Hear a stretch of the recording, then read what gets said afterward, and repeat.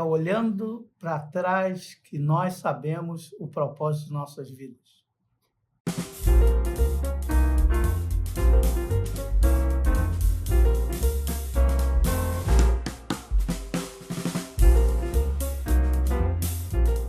Olá, tudo bem? Essa é a Escola Bíblica Dominical da Igreja Batista de Barão do Taquara. Eu já te disse o endereço, né? Praça Seca 32.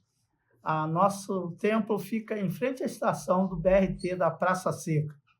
E nós estamos estudando a Bíblia Sagrada, a Palavra de Deus, a carta, especificamente a carta de Paulo aos Romanos. Estamos usando essa revista como referência, essa aqui, ó, tá vendo, né? Revista como referência, mas o nosso livro-texto sempre é a Bíblia. A revista serve apenas de referência para nós nos facilitar o estudo das Escrituras. E antes de continuarmos esse estudo, eu quero fazer duas coisas. A primeira, você já sabe, sorrisinho, né? É te lembrar de você dar um like aí. Dê um like, fala que gostou desse vídeo, porque assim o YouTube vai ver que essa gravação que nós fazemos vale a pena ser distribuída. E você vai estar participando junto conosco, só dando um like aí. Não paga nada, é só você apertar esse dedão aí para cima, dizendo gostei. Ou se você não gostou também, pode colocar não gostei, porque aí o YouTube vai fazer a separação do joio e do trigo. Mas eu tenho certeza que você, que gosta da palavra de Deus, vai dar o seu gostei aí. A segunda coisa que eu quero fazer com você é orar. Pedir para que Deus nos oriente, nos conduza, como tem conduzido até aqui, no estudo da carta de Paulo aos Romanos, e hoje nós vamos estudar o capítulo 9 do livro de Paulo aos Romanos. Vamos orar? Senhor Deus, em nome de Jesus, nós queremos te pedir que a tua palavra fale aos nossos corações, e que a tua palavra cale, grude no nosso coração, a fim de que nós possamos aprender a viver. Muito obrigado por essa oportunidade de estarmos juntos. Nós te louvamos e te agradecemos, em nome de Jesus. Amém. Amém, amém, queridos. Então, vamos lá, Romanos.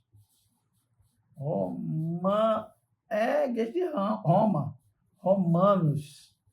Paulo escreve a sua carta para a igreja de Roma. E você sabe, desde o começo você já sabe. São dois grupos específicos, né? Um grupo de judeus e um grupo de gentios que estavam ali na igreja. Um falava mal do outro e o outro falava mal do um. E Paulo vai dizer para eles que todos pecaram, tanto gentios quanto judeus. Todos pecaram e separados estão da glória de Deus. E agora, como é que nós vamos fazer isso? Ele vai dizer que tem um jeito de juntar judeus e gentios. E o jeito de juntar é por meio do Evangelho de Jesus, o Cristo que morreu, que venceu a morte, ressuscitando dos mortos, é o Cristo capaz de nos justificar.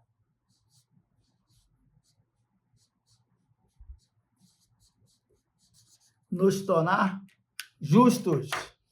Agora abra sua Bíblia lá em Romanos, capítulo 9, você vai ver. Na última lição, nós conversamos sobre o cântico de glória, não é? Final do capítulo 8, ele vai perguntar: quem nos separará do amor de Deus? O perigo, a espada, a tribulação, a angústia, a fome, a nudez e tal. E agora no capítulo 9, ele começa com um grande lamento, porque Paulo toma consciência de que nós só podemos ser salvos, pela fé, não por obras. As obras não salvam. E os judeus estavam querendo ser salvos por obras. Por obras não pode ser salvo, você só é salvo pela fé. E ele lembrou, naturalmente lembrou, que ele é judeu também. E ele lamenta, logo no começo do texto, Eu vou ler, você abre aí na sua versão. Logo no começo do texto, ele começa a lamentar-se, porque alguns judeus estavam agarrados à lei. E ele sabia, como sabemos também nós, que a salvação só vem pela fé. Pela fé, somente pela fé, é que nós alcançaremos a graça de Jesus. Romanos 9:1 começa assim: digo a verdade em Cristo, não minto. Minha consciência o confirma no Espírito Santo. Tenho grande tristeza e constante angústia em meu coração, pois eu até desejaria ser amaldiçoado e separado de Cristo por amor de meus irmãos, os da minha raça, o povo de Israel. Agora veja bem, ele vai começar no capítulo 4.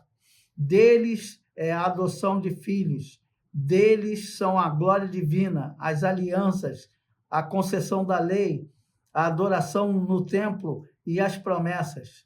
Deles são os patriarcas, e a partir deles se traça a linhagem humana de Cristo, que é Deus acima de todos, bendito para sempre. Amém. Então, Paulo começa com essa angústia. Então, é fácil você entender, Israel é o ventre do Messias. Aqui no capítulo 9, Paulo deixa claro que existe um propósito para o povo de Israel. E o propósito de Israel é que Israel, o Israel de Deus, eu vou colocar aqui um perfil de uma mulher, Israel é o ventre, é de Israel que vem o Cristo, o Messias. E esse propósito todo vai ser desenvolvido, por isso Paulo vai falar, vai ser desenvolvido a partir de Abraão. E é por isso que ele vai continuar falando isso. Israel é o ventre que vai nos apresentar Cristo, o ventre do propósito para Jesus, o Cristo, para Jesus um homem, o Cristo, é o ventre de Cristo, é o Israel. Isso aqui é igual ao povo de Israel. Vamos checar para ver se é isso mesmo? Abra lá sua Bíblia de novo, Romanos capítulo 9. Ele vai dizer que são os patriarcas, acabei de ler para você, versículo 4, o povo de Israel, deles é a adoção de filhos, deles é a glória divina, as alianças, a concessão da lei, a adoração do templo, as promessas. Verso 5, deles são os patriarcas e a partir deles se traça a linhagem humana de Cristo. Então, coloque isso na sua cabeça, que Israel é o ventre do Messias. Aí ele vai falar, então a palavra de Deus falhou? É claro que a palavra de Deus não falhou. A palavra de Deus, a promessa de Deus, é a promessa feita a Abraão. Gênesis capítulo 12, versículos 1 e 2. O que diz Gênesis 12, 1 e 2? Vamos abrir lá, Gênesis 12, verso 1 e 2. Gênesis, primeiro livro da Bíblia. Aquilo que a gente aprendeu de cor, né? Mas nós vamos ler o texto para não engasgarmos e não deixarmos nada pendente. Então o Senhor disse a Abraão, sai da tua terra, do meio da tua parentela e da casa do seu pai, e vai para a terra que te mostrarei. Farei de você um grande povo e o abençoarei. Tornarei famoso o seu nome e você será uma bênção. Normalmente a gente para aí. Mas o texto continua. Abençoarei os que te abençoarem e amaldiçoarei os que te abençoarem. Por meio de você, todos os povos da terra serão abençoados. Todos quem? Tanto os judeus quanto os gentios. É pela fé que Abraão teve que nós somos salvos. Todos nós. Por isso nós somos enxertados em Abraão. Nós somos filhos de Abraão pela fé que temos em Cristo Jesus. Então, guarde, por favor, comigo, que aqui Paulo vai falar que Abraão, ser filho de Abraão é igual ser filho na fé. A mesma fé que Abraão teve na promessa de Deus. E a promessa de Deus é que, a partir de Abraão, seriam benditas todas as famílias da terra. Mas para que ocorra, para que haja uma linhagem, é necessário ter algumas pessoas que fiquem fora dessa linhagem. Por exemplo, quantos filhos teve Abraão? Muita gente acha que Abraão teve 2 filhos, né? Ismael e Isaque. Mas, infelizmente, tem que dizer para você que Abraão teve 8 filhos. Por quê? Ele teve Ismael a partir da sua escrava Agar. Ele teve Isaque a partir da sua esposa, a queridinha dele, Sara. Depois, Abraão casou-se com Quetura. Depois da morte de Sara, ele casou-se com Quetura. E o velhinho ainda teve 6 filhos. Gênesis capítulo 25. Vamos lá, Gênesis 25, verso 2. Eu vou ler o nome dos filhos do Abraão. Eu não estou inventando, está aí na sua Bíblia também. Abraão casou-se com outra mulher chamada Quetura. Não é Quentura, é Quetura. Quetura. Ela lhe deu os seguintes filhos: Gisram, Joksã, Medã, Midian, Isbaque e Suá. Mais 6 filhos. Então, Abraão teve 8 filhos. Aí você vai falar, quem é então a linhagem de Abraão? Você tem dúvida? Lê Romanos capítulo 8. Por isso que o Paulo faz questão de dizer, da linhagem de Abraão veio Isaque. Então, Deus aborreceu, escolheu Isaque e não escolheu Ismael na linhagem de Abraão. Não é que foi amaldiçoado Ismael. Não, ele escolheu para fazer parte da linhagem Isaque. Isaque teve 2 filhos, Jacó e Esaú. Quem é da linhagem de Abraão? Quem continua a linhagem de Abraão? Não é o filho mais velho, Esaú, é o filho mais novo, o Jacó. Olha que coisa interessante. Aí você vai falar, e o que se fez então com Ismael? E os outros 6 filhos de Abraão? O que se fez de Esaú e toda a sua descendência? Eles também foram abençoados porque eram filhos de Abraão. Em ti serão benditas todas as famílias da terra. Mas para que a linhagem de Abraão chegasse até Jesus, era necessário separar um do outro. Então, muita gente usa esse texto aqui para falar sobre eleição, a pessoa é carimbada para salvação ou para perdição, quando, na verdade, o que Paulo está dizendo, pelo menos aqui no capítulo 9, na minha leitura, e na leitura bíblica, é que a linhagem de Jesus parte de Abraão, Isaque, Jacó e José, as 12 tribos, e dali todo o povo de Israel. Ficou claro isso para você? Depois você vai ver, vamos ver isso aí, o que Paulo fala sobre filhos de Abraão. Ele vai dizer assim, verso 7, verso 6. Não pensem que a palavra de Deus falhou, pois nem todos os descendentes de Israel são Israel. Nem por serem descendentes de Abraão, passaram todos a ser filhos de Abraão. Ao contrário, por meio de Isaque, a sua descendência será considerada. Em outras palavras, não são filhos naturais que são filhos de Deus, mas os filhos da promessa que são considerados descendentes de Abraão. Isaque, filho da promessa. Jacó, filho da promessa. Por isso que o Gênesis faz questão de repetir essa bênção de Abraão. Abraão, Isaque, Jacó, sempre tem a mesma bênção sendo concretizada na vida de cada um deles. Acaso Deus é injusto? Versículo 14. De maneira nenhuma, diz Paulo, pois ele diz a Moisés, terei de misericórdia de quem eu quiser ter misericórdia, e terei compaixão de quem eu quiser ter compaixão. Portanto, isso não depende do desejo de esforço humano, mas da misericórdia de Deus. Pois a Escritura diz, isso é interessante, a Escritura diz a Faraó: eu o levantei exatamente com esse propósito, mostrar em você o meu poder para que o meu nome seja proclamado a todo o povo.